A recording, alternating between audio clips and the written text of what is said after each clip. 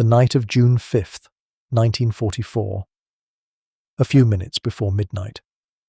A German sentry stands on a steel bridge over the Caen Canal in Normandy, near a village called Bénouville. Below him, the water is black and still. Behind him, a squat concrete pillbox and an anti-tank gun in its pit. Across the road, a small cafe where a Frenchman named Georges Gondret has spent 4 years pretending to understand no German while listening to every word his occupiers say. The sentry has stood on this bridge, or one like it, for months. Nothing ever happens here. This is the quiet hinge of the German line, 12 miles from the beaches, a piece of engineering the Wehrmacht has wired for destruction and left in the hands of second-rate men because no one seriously believes it will ever be attacked. The bridge is prepared for demolition. That is the whole point of a bridge like this in an occupied country. If an enemy ever comes, you do not defend the crossing. You blow it into the canal and you deny it to him. The chambers are built into the structure. The garrison has drilled the procedure. A demolition takes seconds. A man turns a handle or closes a circuit, and a bridge that took years to build ceases to exist in the time it takes to draw a breath. Every German officer responsible for this crossing knows that. It is the one certainty of his posting. Whatever else happens, the enemy will never take this bridge intact because the moment he shows himself, the bridge will no longer be there. Now hold that certainty in your mind, because in a little under 20 minutes it is going to be proved wrong in a way that will help decide the largest invasion in human history. In a little under 20 minutes, 3 plywood gliders carrying about 90 men are going to come out of the dark with no engines and no warning and land on top of this bridge. And the men who tumble out of them are going to take this crossing, intact, undemolished, before the sentry on the bridge can do the one thing he has been trained above all else to do. The German officer, most often named as the man responsible for the bridges in this sector, is a major called Hans Schmidt.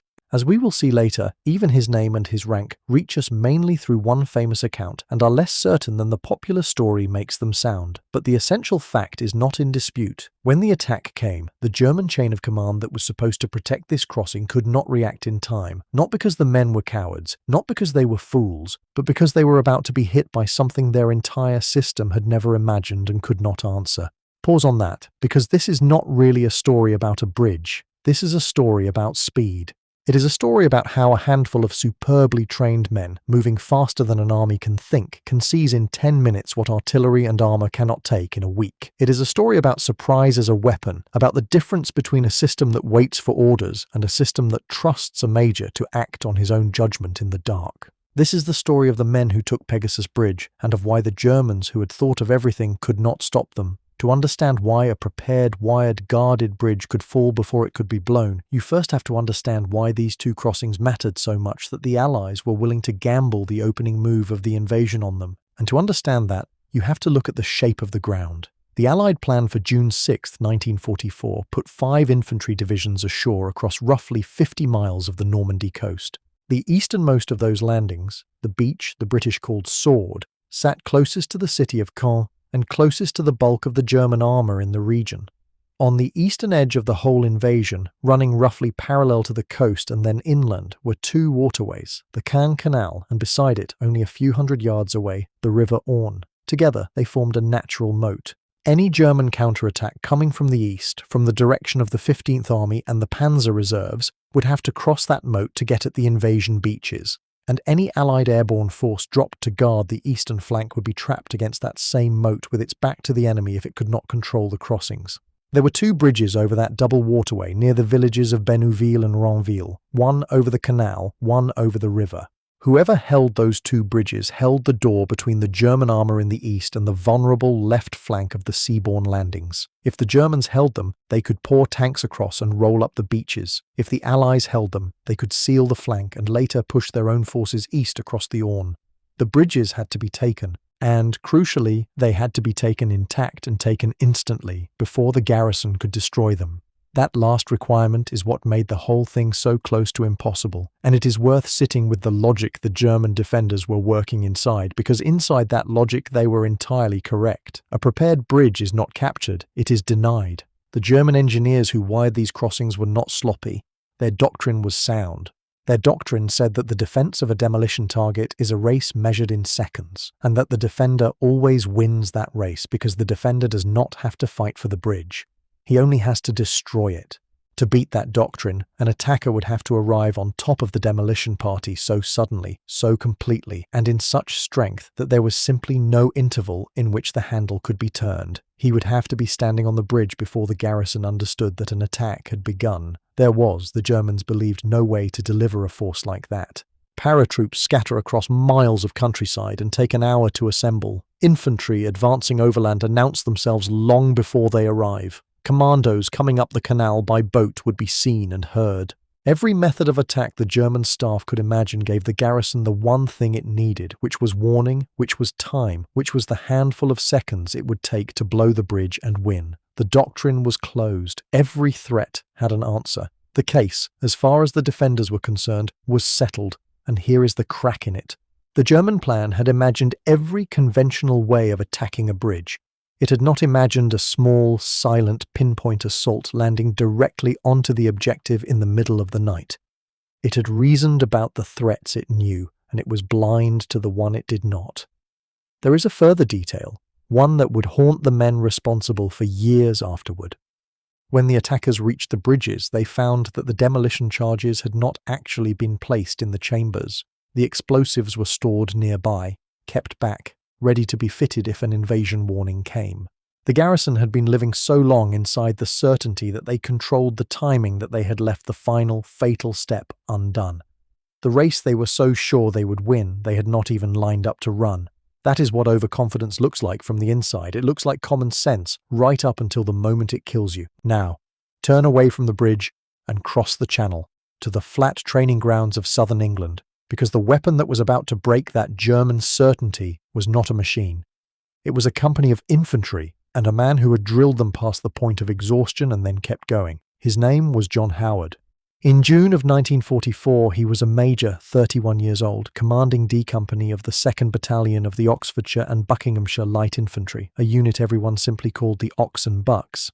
And the striking thing about Howard, the thing that matters for this story, is that he did not come from the class that traditionally supplied officers to a British regiment. He was the son of a working family in London. He had left school early. He had known unemployment in the hungry years between the wars. He had served as a regular soldier, risen to corporal, then left the army and joined the Oxford City Police, where he began as an ordinary constable and rose to sergeant. He was, in the language of the England he grew up in, an outsider to the officer class, a man who had come up the hard way and carried the habits of it, discipline, method, an almost obsessive belief in doing the ordinary thing perfectly every single time. When the war came, Howard went back into the army, and this time his qualities carried him upward fast. He was commissioned. He was given D Company. And when the 2nd Ox and Bucks was converted into an air landing unit, part of the newly raised airborne forces, Howard found himself training men to go to war in gliders. What he did with that company over the following months is the real engine of everything that happened at the bridges. He trained them, by every surviving account, harder than almost any company in the British Army. Long route marches, endless physical fitness, live firing, night exercises when other units were asleep, street fighting drills through bombed-out buildings. He turned his men into runners and swimmers and boxers. He rehearsed them in tiny, specific tasks until the tasks became instinct, until a man could do his part in pitch darkness, half stunned, without being told, because his body simply knew the sequence. That obsessiveness looked excessive to outsiders. It looked like a policeman playing soldier, drilling men past any reasonable need. But Howard had understood something about the kind of operation he might one day be handed. He had grasped that if you are going to ask men to do something that depends entirely on surprise and speed, then the only way to buy back the odds is training so deep that nothing, not darkness, not a crash landing, not the shock of first contact, can stop the machine from running. He was not preparing his men to fight a long battle. He was preparing them to win a 10-minute one, in the dark, on ground they had never seen, against an enemy who would have every advantage except one.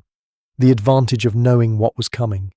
There is a texture to that training worth dwelling on, because it explains the result. Howard drove his company to the top of the division in sport and in fitness, in cross-country running, in swimming, in boxing, in every competition he could enter them for, not out of vanity, but because he believed that men who were harder than the enemy would still be functioning when the enemy was spent.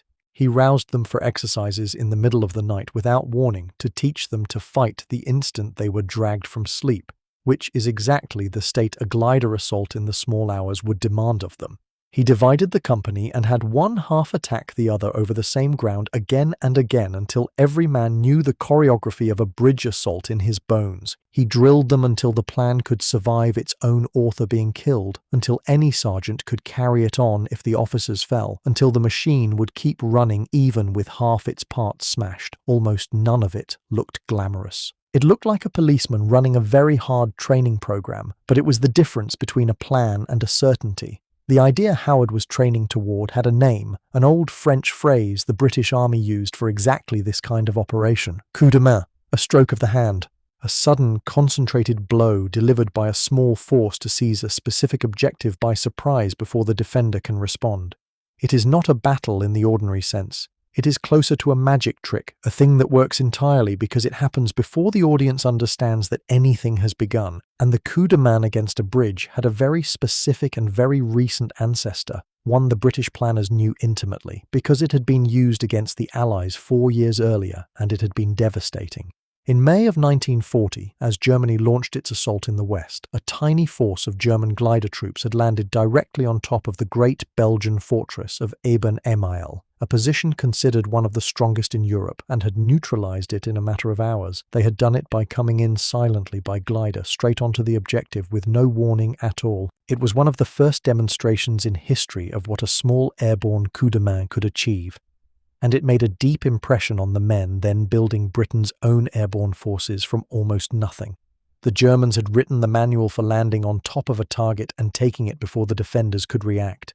4 years later, the British were about to read that manual back to them, over their own bridges, in the dark, because Britain's airborne forces really were being built from almost nothing.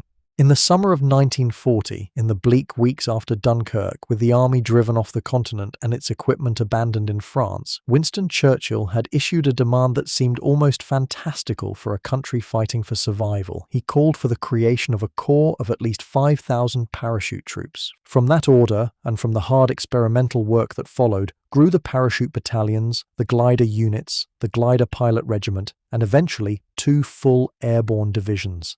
It was a young arm, improvised, sometimes distrusted by senior officers who thought the whole concept a wasteful gamble. And into that young arm came a class of aircraft that most people today have completely forgotten, the assault glider.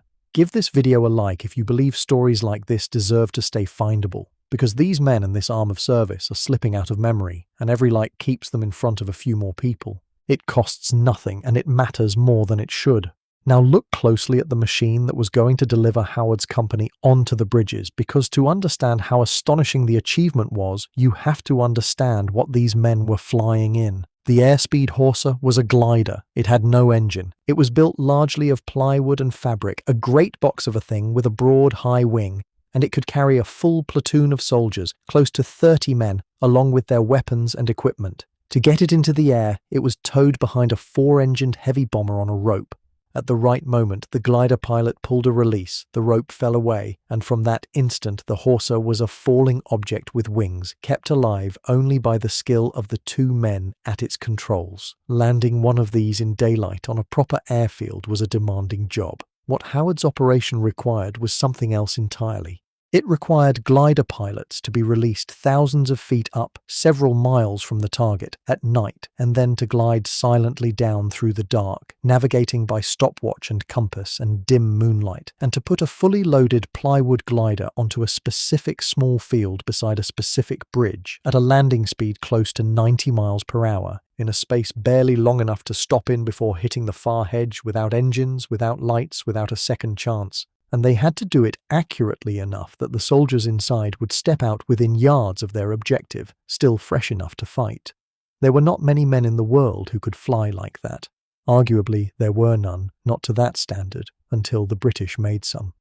The men who would do it belonged to the Glider Pilot Regiment, a unique body of soldiers trained to a double role.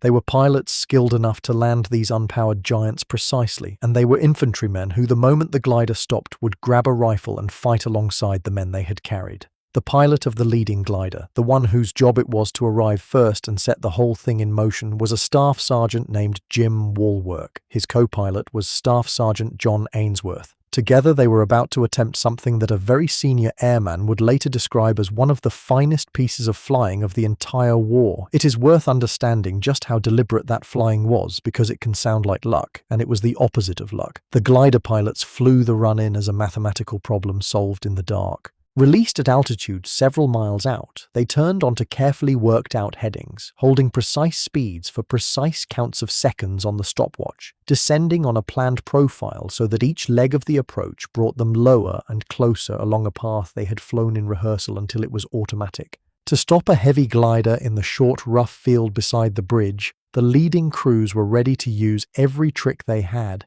including streaming a parachute from the tail to drag the speed off and driving the machine down hard so that it tore itself apart, shedding energy rather than overrunning into the far hedge. The crash that wrecked the leading glider and threw its pilots through the cockpit was not a failure. It was, within very fine limits, exactly what a controlled arrival onto that tiny strip of France was always going to look like. They meant to arrive like that. They had practiced arriving like that. And that is why the soldiers packed inside could be up and fighting within seconds of a landing violent enough to destroy the aircraft.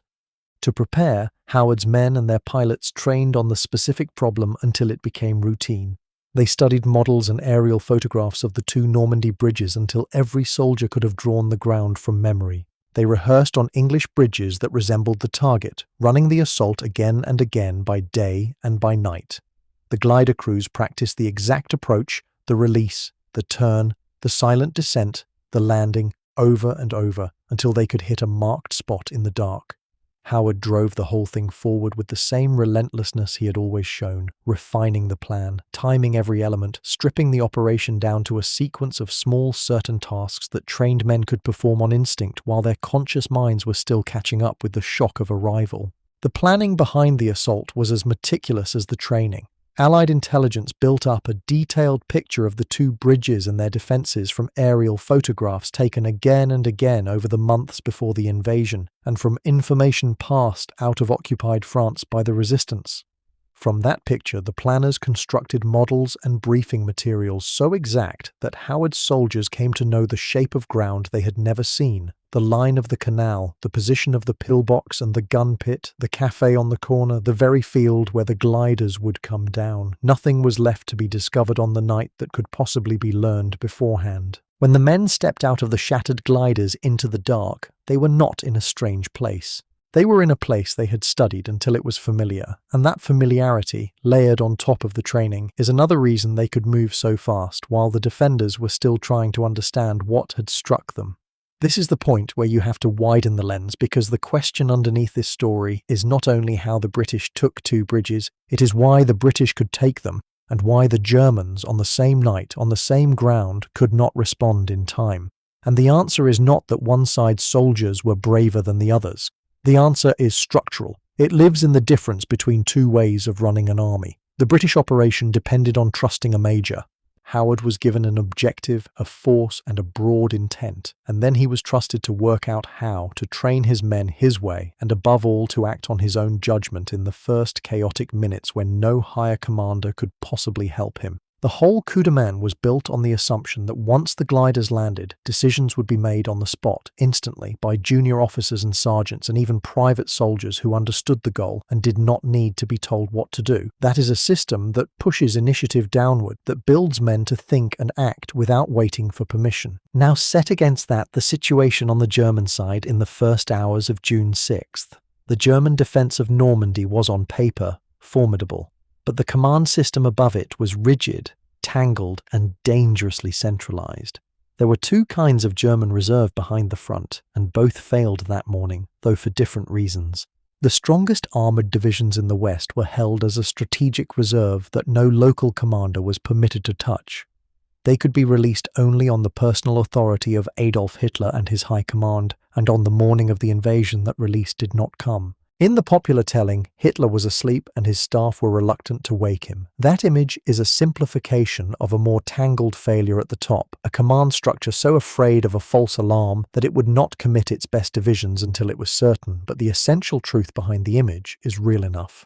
The divisions that might have counterattacked in overwhelming strength stood motionless through the vital hours, and by the time they were finally freed, late in the afternoon, the moment to smash the landings had already gone. Above all of it, Field Marshal Erwin Rommel, the man responsible for the coastal defences, was not even in France. He had judged the weather too poor for an invasion and had travelled back to Germany, in part to be with his wife on her birthday. And when the reports of parachute landings and glider assaults began to flood in, the German command, uncertain whether this was the real invasion or a feint, hesitated. It waited. It sought clarity. It sought orders.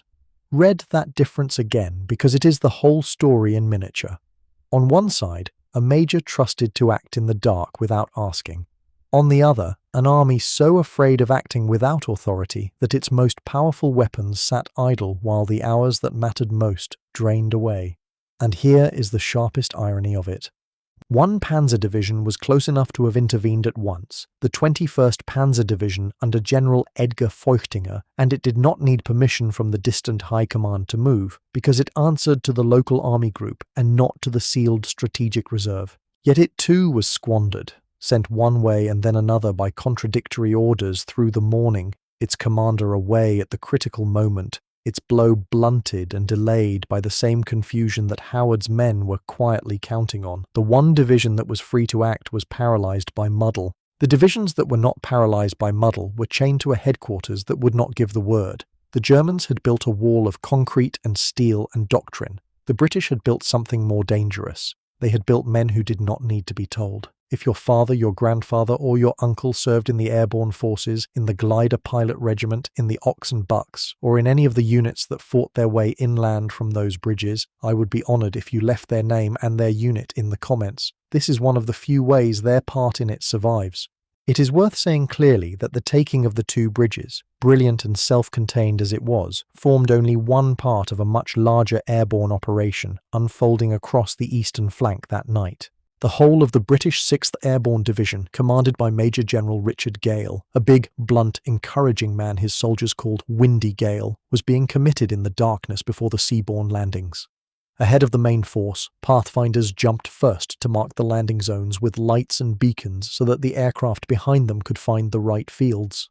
Thousands of paratroops came down around the villages inland of the bridges. Their tasks were to hold the high ground east of the Orne, to destroy the bridges over the river dives further east so that German reinforcements could not easily cross toward the beaches, and to shield the flank of the whole invasion from the armour everyone knew was waiting. The village of Ranville, beside the river bridge, has a fair claim to be the first French village liberated by the Allies in the invasion, freed by the airborne men in the first hours of the day. Howard's coup de main was the sharpest point of that larger spear, but it was the spear, not the point alone, that secured the flank.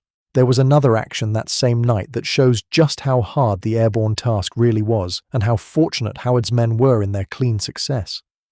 A few miles away near the coast stood the Merville Battery, a group of guns in thick concrete casemates that the Allies feared could bombard the eastern invasion beach. The job of silencing it fell to the 9th Parachute Battalion under Lieutenant Colonel Terence Otway. But where Howard's gliders landed with astonishing precision, Otway's parachute drops scattered badly across the countryside in the wind and the dark. He gathered only about 150 of a battalion that should have numbered around 600, lost much of his special equipment, and had to assault a heavily defended fortified position with a sliver of the force and almost none of the tools he had planned to use. He took the battery, but at a cruel price, in dead and wounded. Set that beside the bridges and you can see the two faces of airborne war on the same night. The coup de main that goes perfectly and costs almost nothing, and the assault that goes wrong from the first minute and is carried only by the raw courage of the men who improvise their way through it. Howard's men knew better than anyone that they had been handed the better hand and had played it flawlessly. Now the night itself. On the evening of June 5, 1944, at an airfield in Dorset called Tarrant Rushton, 6 Horsa gliders sat loaded and waiting. Inside them were roughly 180 men, or 181 if you count in the glider pilots and the engineers. D Company of the Ox and Bucks, reinforced by 2 extra platoons drawn from B Company, and a detachment of Royal Engineers whose job was to deal with the demolition charges, and the pilots of the Glider Pilot Regiment who would fly them in and then fight on the ground. The gliders were hooked by tow rope to 4-engined Handley Page Halifax bombers of the Royal Air Force. A little before 11 o'clock at night, the tugs opened their throttles and hauled the loaded gliders into the darkening sky, and the force set out across the channel toward an occupied coast. 6 gliders, 3 for each bridge. The 3 assigned to the canal bridge at Bénouville, the one the world would soon know as Pegasus, carried the platoons of Lieutenant Den Brotheridge, Lieutenant David Wood, and Lieutenant Sandy Smith, with Major Howard himself in the leading glider. The 3 assigned to the river bridge at Ranville, later called Horsa Bridge, carried the platoons of Lieutenant Todd Sweeney and Lieutenant Dennis Fox, along with the glider that carried Captain Brian Priday, Howard's second in command, and Lieutenant Tony Hooper. Let me tell you one small human thing before the shooting starts, because it matters more at the end than it does now. Lieutenant Den Brotheridge, the officer who would lead the very first platoon across the canal bridge, was about to become a father. His wife was pregnant back in England. He would never see the child. Remember that. We will come back to it. Over the French coast, at altitude, the tow ropes were released.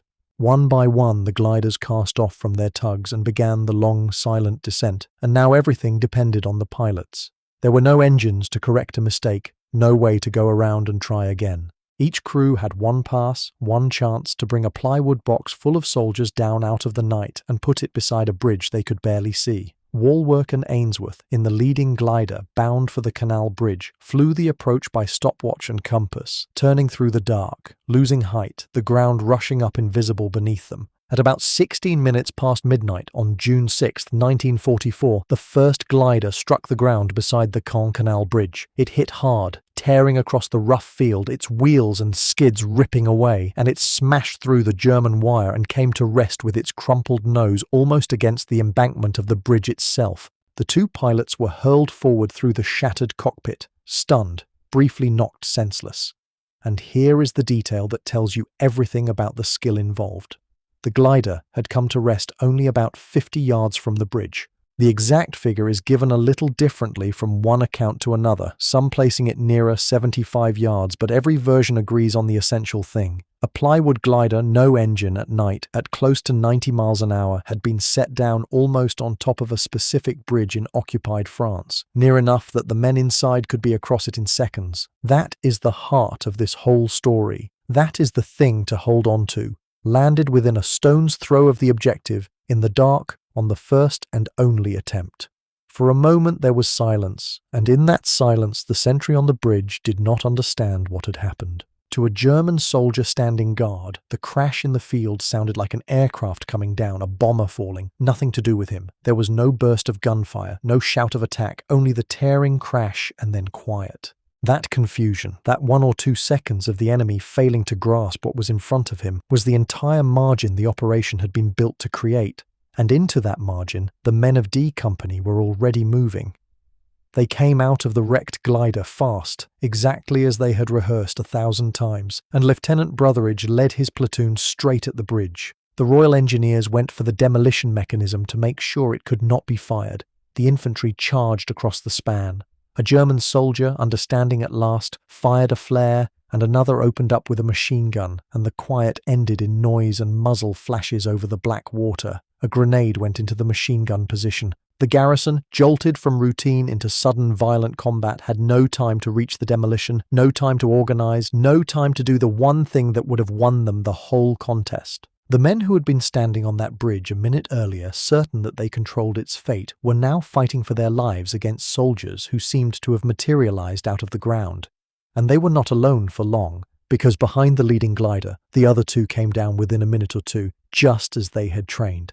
The second glider brought in the platoon of Lieutenant David Wood. The third brought Lieutenant Sandy Smith, whose glider landed hard and left him injured, and who fought on across the bridge despite it. In moments, the single stunning arrival of the first glider had become a coordinated assault by 3 platoons, some clearing the machine gun posts and the pillbox at the near end, others driving straight across to the far bank to seize the German positions there before the defenders could gather themselves. This was the choreography Howard had drilled into them through all those broken nights of training, each platoon flowing to its appointed task without waiting to be told, the whole company acting as a single organism in the dark. The garrison never recovered the initiative because it was never granted one quiet second in which to find it. It was in that first rush across the canal bridge that Lieutenant Den Brotheridge was hit, struck in the neck as he led his men over, and he fell.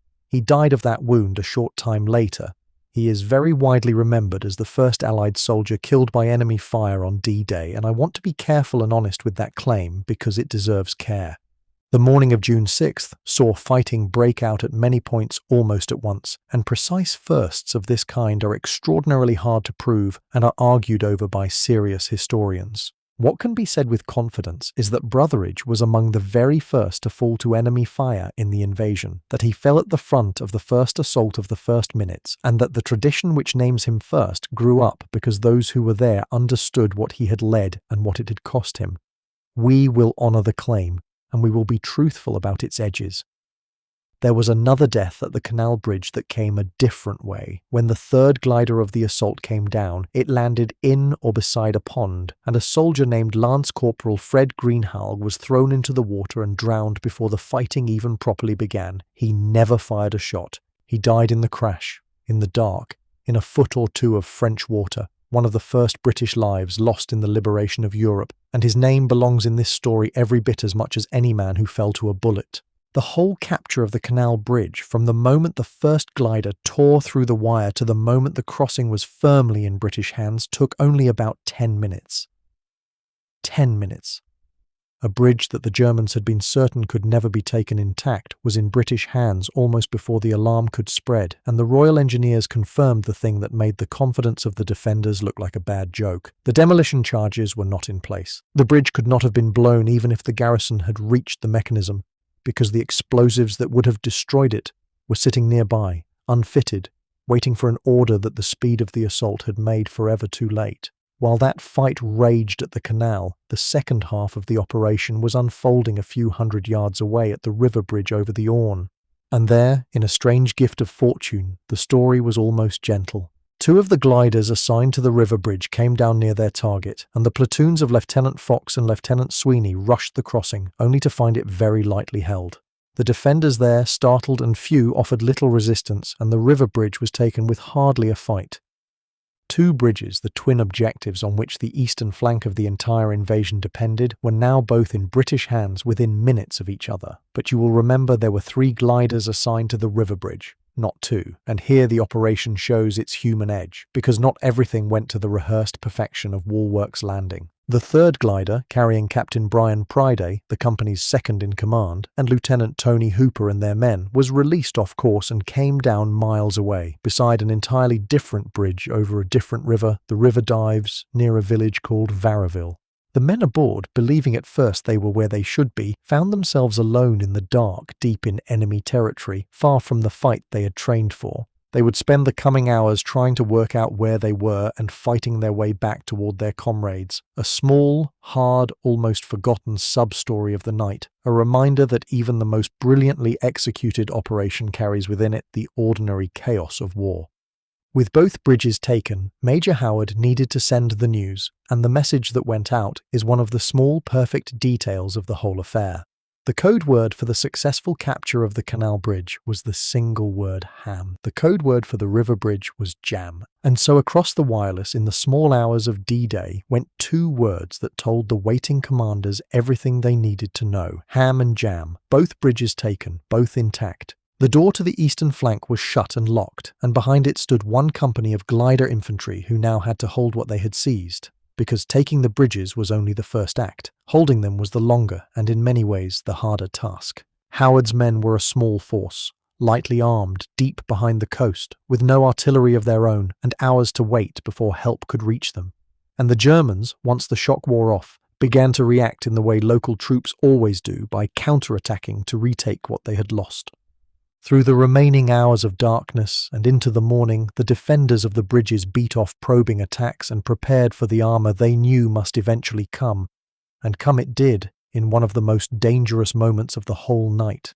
A German armoured vehicle, identified in different accounts as a Panzer IV tank or a half-track, moved down toward the canal bridge from the direction of Bénouville, and if it had reached the crossing and been supported, it might have broken the thin British hold entirely. Howard's men had almost nothing to stop a tank. What they had was a shoulder-fired anti-tank weapon called the PIAT, a clumsy, short-ranged, spring-loaded device that took nerve to use because it meant letting the tank come terribly close. A sergeant named Charles Thornton, known to the men as Wagger, took a PIAT to the edge of the road, waited until the vehicle was dangerously close, no more than about 30 yards away, and fired. The round struck home.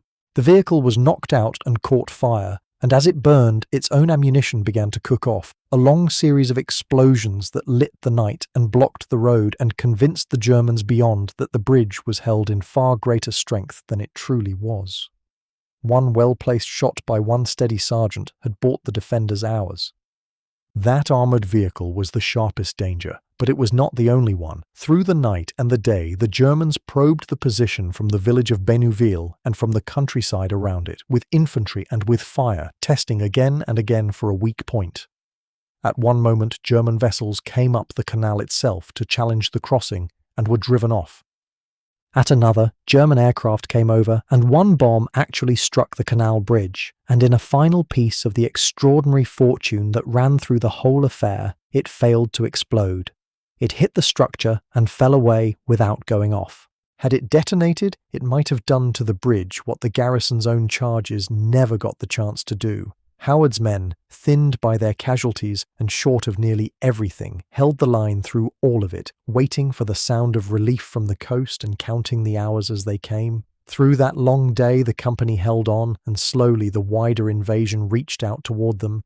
First came men of the airborne forces who had dropped inland, including paratroops of the 7th Parachute Battalion under Lieutenant Colonel Geoffrey Pine Coffin, who pushed forward to thicken the defence around the bridges and in the village beyond. Their arrival turned a desperately thin line into something that could be held, and then, in the early afternoon, came the sound that every man at the bridges would remember for the rest of his life, because it meant that the seaborne invasion had punched through from the coast and was linking up with them at last.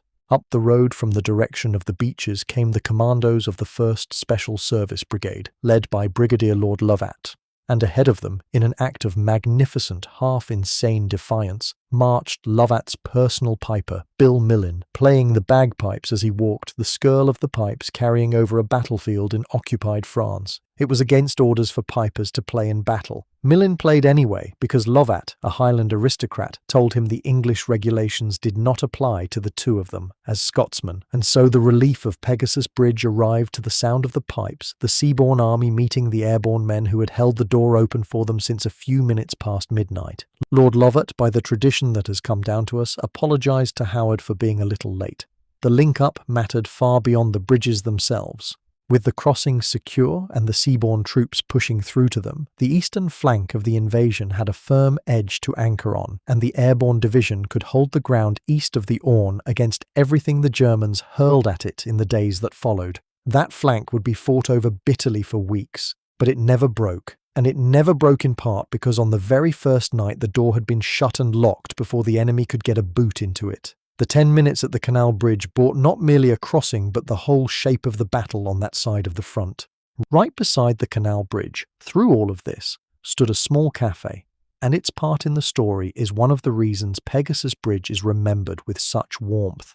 The cafe belonged to Georges Gondry and his wife Thérèse. Under occupation, they had quietly worked against the Germans, passing on what they overheard, Thérèse understanding German and Georges concealing that he understood anything at all. When the glider men took the bridge, the Gondrés realized that liberation had literally landed on their doorstep, and Georges went out into his garden and dug up scores of bottles of champagne that he had buried and hidden from the Germans for years, saving them for exactly this day. He opened them for the soldiers. That cafe is often called the first house in France to be liberated, and it still stands beside the bridge to this day. Now turn back one last time to the German side, because the deepest meaning of this small action lies in what did not happen. The bridges were the hinge, and the German failure to react in time was the reason the hinge held. General Feuchtinger's 21st Panzer Division, the armoured force that should have driven straight for the invasion's eastern flank, was paralysed for critical hours by the confusion and hesitation at the top of the German command. When elements of it did finally move and attack, the moment had passed. The airborne troops held the crossings, reinforcements had arrived, and the great counterstroke that might have thrown the invasion into crisis on its first day never landed with the weight or the timing that could have made it decisive. The German officer the popular story names as Major Hans Schmidt, the man held responsible for the bridges, was wounded and captured in the fighting as he tried to reach the crossings by car. The account that has come down to us has him bitter and disbelieving that his bridge had been lost, raging to his captors that the invasion would soon be thrown back into the sea, and whatever the exact words, the disbelief was the honest reaction of a man whose entire professional certainty had been overturned in 10 minutes by an attack his doctrine said could not exist. So what is the verdict on Pegasus Bridge when you strip away the legend and look at what actually decided it? The Germans had the charges, but not in the chambers. The British had 10 minutes and did not waste one of them. The Germans had a defensive doctrine that was complete, consistent, and correct against every threat it had imagined. The British sent a threat it had not imagined. The Germans, above all, waited for orders. The British trusted a major, and the major trusted his sergeants, and the sergeants trusted their own trained hands, and by the time the German command had decided what was happening and sought permission to respond, the door was already shut. Be careful with that verdict, because it is easy to turn it into a cheap insult, and the truth is more interesting than an insult. The German soldiers who fought at the bridges were not all cowards, and they were not all fools. Some of the garrison were second-line troops of no great quality, but the men who did fight, fought, and it was German fire that killed Den Brotheridge at the front of the first charge. The German engineers who designed the demolition were competent. The doctrine that said a prepared bridge cannot be captured was, in almost every ordinary case, correct. The point is not that the Germans were inferior soldiers. The point is that they were beaten by a specific and unusual combination, by relentless training, by the shock of a silent night landing placed with impossible precision, and by a command culture that pushed decision down to the men on the spot while their enemy's command culture dragged it up toward a sleeping dictator. This was a defeat of a system, not of a people.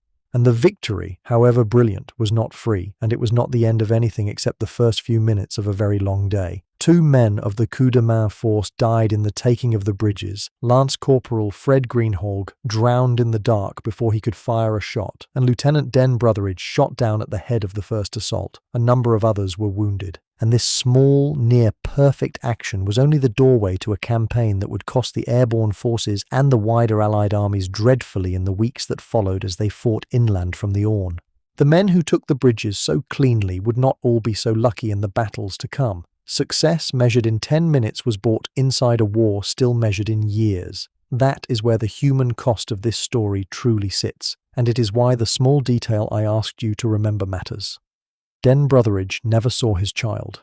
His wife, pregnant when he flew out on the evening of June 5th, gave birth after he had already fallen at the bridge, and his daughter grew up knowing her father only as a name at the head of a famous assault, a man who led the first platoon across the first bridge and did not come back across it. That is what the cold arithmetic of a successful operation looks like when you turn it over and read the other side. One company got a near miraculous result at a very low price, and inside that low price was a young officer who would never hold his own child, and a lance corporal who died face down in a pond, and the ordinary grief of families who got the telegram anyway. Let me name the men who made this, because naming them is the point of telling it at all. Major John Howard, the ex-policeman and outsider who drilled his company past exhaustion and commanded the whole coup de main on the ground. Staff Sergeant Jim Walwork and Staff Sergeant John Ainsworth, who flew the leading glider down out of the dark and put it 50 yards from the bridge on the first and only try. Lieutenant Den Brotheridge, who led the first platoon across and paid for it with his life. Lance Corporal Fred Greenhalgh, who drowned in the crash before the fight began. Lieutenant David Wood and Lieutenant Sandy Smith, who led the other assaulting platoons at the canal. Lieutenant Todd Sweeney and Lieutenant Dennis Fox, who took the river bridge. Captain Brian Priday and Lieutenant Tony Hooper carried far off course to the wrong river, who fought their way back through enemy country in the dark. Sergeant Charles Thornton, who stopped an enemy armoured vehicle with a clumsy weapon and a steady nerve. and Georges and Thérèse Gondry, who resisted quietly for 4 years and dug up their hidden champagne when the soldiers came out of the sky. I owe you some honesty about the edges of the story, in the same spirit the best history always keeps. Small details of this night are told in slightly different ways in different accounts, as always happens when men remember a few violent minutes long afterward. The name and rank we usually give the captured German commander, Major Hans Schmidt, reach us mainly through one celebrated retelling and are doubted by careful researchers, some of whom believe the officer was of lower rank and that the bridge itself was held by only a handful of men under a sergeant rather than a full garrison. The precise wording of things that were said, the fine timings, the true size of the defending force, all of these vary from source to source, and I have tried to give you the version that the serious record supports while flagging where certainty runs out. The claim that Brotheridge was the very first Allied soldier killed by enemy fire on D-Day is a tradition with real weight behind it, but it is a tradition, and honest historians treat firsts of that kind with caution. In the same spirit, the proud local claims that the Gondry Café was the first house in France to be set free, and that Ranville was the first French village liberated, are cherished traditions rather than settled facts, and other places along that coast quietly dispute them. What is not in doubt is the shape of the thing. 2 bridges, taken intact by about 180 men in 6 gliders in the first minutes of the 6th of June, 1944, in a feat of flying and fighting that stands on its own without a single embellishment. The men who lived did not vanish when the war ended, and it is worth knowing what became of them. Jim Walwork, the pilot of that first glider, was decorated for the landing and lived a long life, honored wherever the story was told. John Howard survived the war, though he was badly injured in a car accident not long after it, an ordinary road accident cutting short the soldiering of a man who had flown into the guns of an occupied bridge without a scratch. He lived until the end of the 20th century, returning again and again to Normandy, to the bridge, to the café, welcomed by the French as one of the men who had begun their liberation. The bridges themselves were renamed in honor of the men who took them. The canal bridge became Pegasus Bridge, after the winged horse that was the emblem of the British airborne forces, the badge of Bellerophon riding Pegasus that those men wore on their shoulders. The river bridge became Horsa Bridge, after the very gliders that had carried the assault down out of the night. The original Pegasus Bridge, the actual steel span those men fought across, was eventually replaced as the canal was modernized, but it was not scrapped. It was preserved, and it stands today in the grounds of a memorial museum near the spot, where visitors can walk up to the same girders the glider men crossed under fire. The Café Gondry still serves customers beside the water, and every year, veterans while they lived, and now the children and grandchildren of veterans, gather at the bridge in the early summer to remember what happened there in the darkness before the dawn. That is the thing worth carrying away from this story, and it is not really about bridges or gliders or code words, though those are the parts we remember. It is about what surprise and preparation can do when they are married perfectly together, and about the strange truth that the largest events can turn on the smallest and fastest of actions. The whole eastern flank of the greatest invasion ever launched was made secure in its opening minutes, not by a fleet or an army, but by roughly 180 men in plywood gliders, trusted to act in the dark, landing on top of an enemy who was certain right up to the last second that such a thing could not be done. They proved that a system built to wait for orders can be beaten by a system built to trust its people, and they proved it before most of the men defending those bridges even understood that the war had come for them. If you want more stories like this one, stories of the men and the moments that decided the war and are quietly slipping out of living memory, subscribe and stay with this channel, because there are many more of them to tell. The bridge was taken at about 16 minutes past midnight on the 6th of June, 1944. Some of the men who took it, and the families of the men who did not come home from it, may be reading these words right now. If that is you, leave their name below, because in the end, the names are how any of this survives.